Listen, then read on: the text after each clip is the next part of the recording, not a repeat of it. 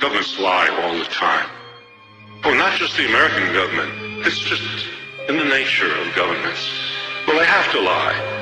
And since they don't represent the people, and so since they act against the interests of the people, the only way they can hold power is if they lie to the people.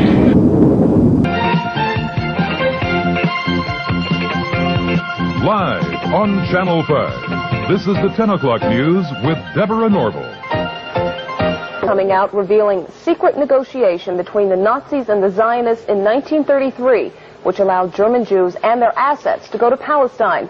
Rich Samuels joins us tonight with the story of the controversy behind the book and the author's struggle to write it. Rich? Deborah, with the rise of Adolf Hitler to power in the spring of 1933, the Jews of the world were faced with a dilemma. They could raise a cry of protest, a cry few would heed, or they could make a deal with Hitler, a deal that would bring a step closer their dream of an independent Jewish state. The choice they made was difficult and agonizing. This new book describes that choice. The book is called The Transfer Agreement.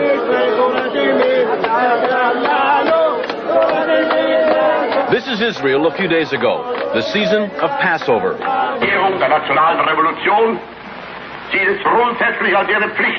And this is Germany 51 years ago, the blossoming of Adolf Hitler's springtime. A key factor in the vitality of today's Israel, the book's author argues, was an agreement reached in 1933 between a group of Zionists and the man who would later try to kill every living Jew. The great irony is that Adolf Hitler became the chief economic sponsor of the State of Israel. It will be an argument against, and a wrong argument against Zionists. Some who lived through those times fear the response to this book. The parents of the author feared its very writing. When your son came to you and said he was going to write this book, what were your feelings about his undertaking? I told him he's not my son anymore. Why did you say that? I told him I'm going to sit shitty. As though he were dead? That's right. I told him I don't like it. Because as being a Jew, I didn't want something to uncover on my own people. I was buried in a grave with 27 people. I was 7 times captured. Edwin Black's parents are Holocaust survivors. For what? My parents never talked much about the Holocaust. Edwin Black, to fill the void left by the silence of his parents, has written this book, a dense, detailed chronicle of the early months of 1933. January 30th, 1933. Hitler becomes Germany's interim chancellor. The Third Reich has begun.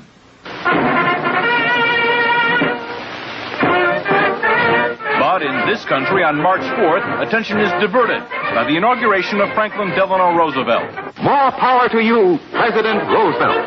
The entire country's behind you, thrilled with hope and patriotism. But ominous headlines tell what's already happening to the Jews of Germany. The protest of American Jews was heard almost immediately. It was based on only the sparsest of press reports, and nowhere was that protest more vocal than here in New York City. All creeds, local and national organizations, and labor parties are joining this gigantic demonstration passing through famous Washington Arch. Rabbi Stephen S. Wise, honorary president of the American Jewish Congress, leads the procession down Fifth Avenue on foot. Father arranged for the first great mass meeting at Madison Square Garden to protest Hitlerism. He felt that when freedom was threatened, silence condoned oppression always. Thousands who waited hours behind police lines rush forward as the doors of Madison Square Garden are open. Jews and Gentiles join in the race for seats, and 22,000 of them get in. I was a young kid then, you see, as a teenager. And I belonged to a Zionist youth group. And we were all summoned to go to that rally. Well, it was a very agitated crowd. Many Yiddish speaking, a few English speaking. Rabbi Wise mounted an appeal to the Jewish people to do something to save Jewish honor. Most of the important, well-established Jews were very angry at him, said this was sensationalism. and that if anything happened to the Jews in Germany, the blood of the Jews would be on his head. Dr. Stephen S. Wise, rabbi of the Free Synagogue and a national leader of liberal thought, speaks in behalf of the Jews of the United States. This is not a Jewish meeting. This is the conscience of America making itself felt.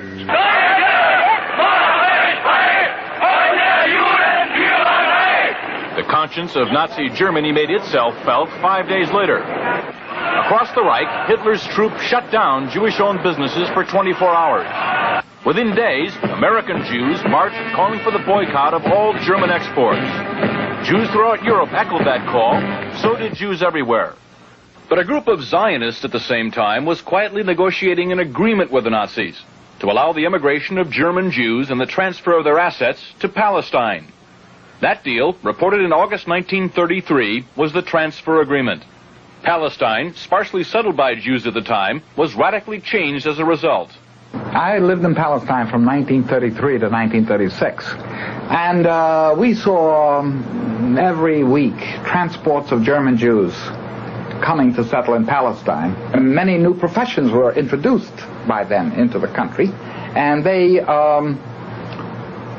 played a leading role in making Palestine then a more advanced and progressive country. Israel is really what it is because of the foundation laid by the Eastern European group, and then the lift toward an educated and well-organized government that came with the immigration of the German Jewish group.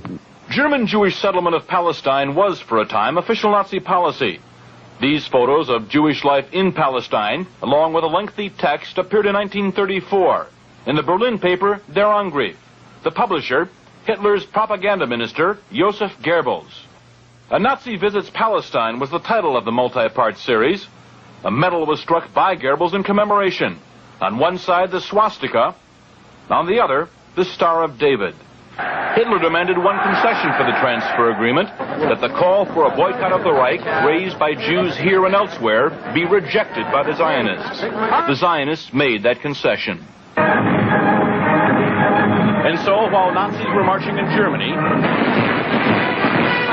and while Jews were marching here, diplomacy was running a more important story. In the Mediterranean, where the dream of a nation-state for Jewish people came a step closer to reality. The story in this book some will find hard to accept. I still feel the hurt. But after I read it, I said, I'm all with you. Go ahead and write it. Because everything was exactly what happened, and that's the truth, and you cannot deny it. And the truth must prevail. And I'm not worried by the people who will find the book in bad taste. The smart people, the intelligent people, the people who went through will understand. The author is torn between two profound feelings. That he has to be for a Jewish state, and that the silence which his parents have kept, well, he has to retaliate against that silence, and he takes it out on others. It was a quest. It took me around the world. Financially, it depleted me. Emotionally, it drained me. And as far as my being a Jewish person and understanding my Jewish identity and my relationship to Israel and the Holocaust, it has fulfilled me. It has given me identity. That he tries to exorcise his own demons by creating ghosts to visit the nights of others is really a very personal drama. And my only hope is that he will not damage the people, the state, and the brethren and sisters whom he proclaims to cherish. Did you find what you wanted to know? Yes, I know what happened, and I know why. The transfer agreement will be available shortly. Macmillan is the publisher. Deborah? Thanks, Rich. Really interesting.